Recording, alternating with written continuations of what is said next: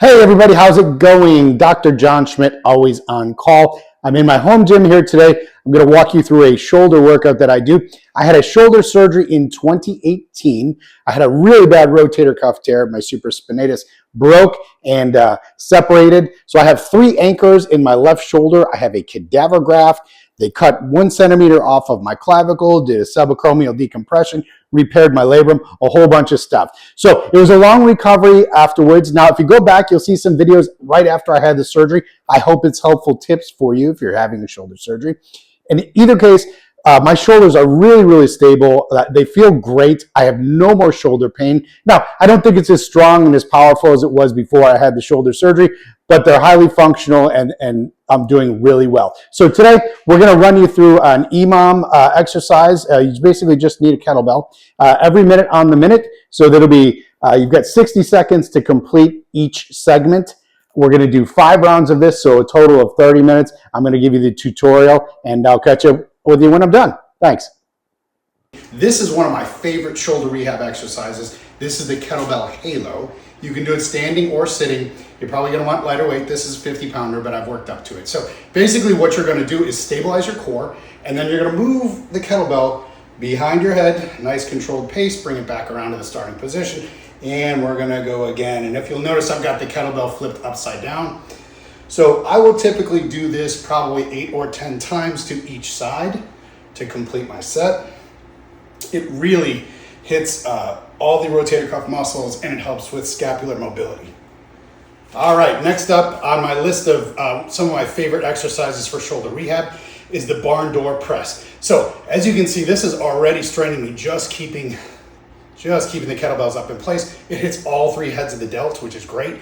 So basically I bring them in, touch them together, spread them out, and press overhead and repeat. Typically I do about 8 to 10 reps of these. Nice controlled motion.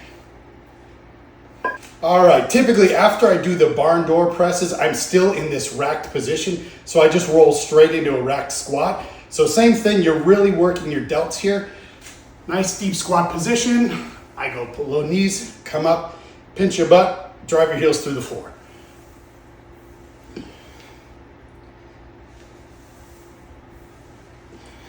All right, next on my list for my rehab of my shoulder after surgery, this is a tough one. It's for stability. It's a little bit more advanced, but you probably could do it with a dumbbell also. This is the bottoms up kettlebell press. So if you look and see already, my left arm is shaking, and that's the one I had surgery on. So kettlebells upwards and upside down, and we're gonna press straight up. And as you can see, it's a real challenge for my left shoulder. There's a lot of stability involved. It's really engaging the rotator cuff muscles. So we're just gonna keep going. I typically will do this about 8 or 10 times, and we'll go from there. Good luck.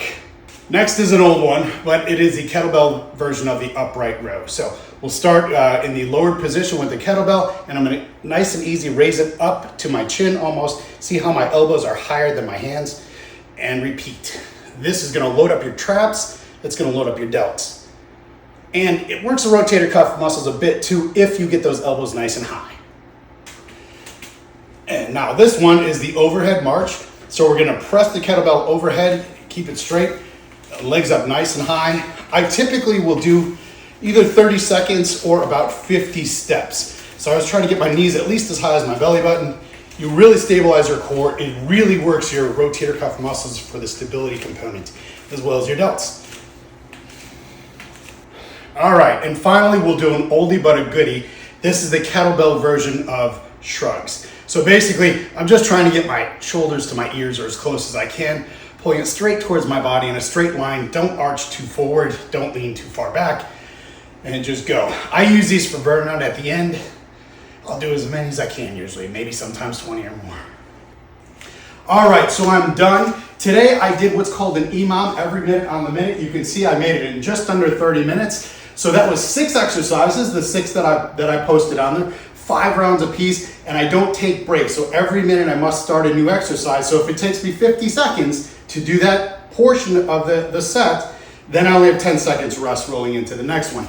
My shoulders feel amazing. My shoulders feel stable. This is the best my shoulders have ever felt since the surgery, and I think even before the surgery. Now, I don't quite have the power that I used to, but they're much more stable, much less pain, and I really have no problems with my shoulders. So I have a whole series of other videos on when I had the shoulder surgery and leading up thereafter. This is a continuation years later. So my shoulder surgery was 2018. It is now June 22nd, 2025. So I'm 7 years post-surgery and I'm doing great. Follow me for more videos, like and subscribe, and I'll help you along your journey.